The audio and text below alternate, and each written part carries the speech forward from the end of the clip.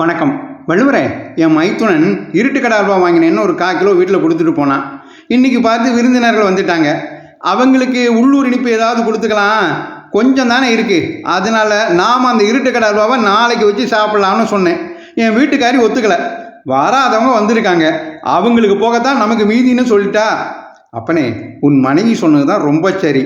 பந்தியில் பாரபட்சம் பார்க்கக்கூடாதுன்னு சொல்லுவாங்க தெரியுமா? அதுவும் இதை குறிப்பிடத்தான். நம் முன்னோர்கள் மரணமில்லா பெருவாழ்வை வழங்க அமிழ்தமே கிடைச்சாலும் அதையும் விருந்தினர்களோட பங்கு வச்சு சாப்பிட்றது தான் வழக்கமாக வச்சுருந்தாங்க. அதுதான் நம்ம தமிழர் பண்பாடு, பாரத பண்பாடு. அதைத்தான் விருந்து புறத்ததா தான் உண்டல் சாவா மருந்தனினும் வேண்டற்பாற்றன்றுன்னு விருந்தோம்பல் அதிகாரத்தில் 82வது குறளாக எழுதி வச்சேன். ஆகா, வாழ்வை தரும் வானுலக அமிழ்தமே ஆனாலும் அதையும் விருந்தினரோடு பகிர்ந்து சாப்பிடணும்னு அருமையாக சொல்லிட்டீங்க வள்ளுவரே. நன்றி, வணக்கம், ஜெய்ஹிந்த்.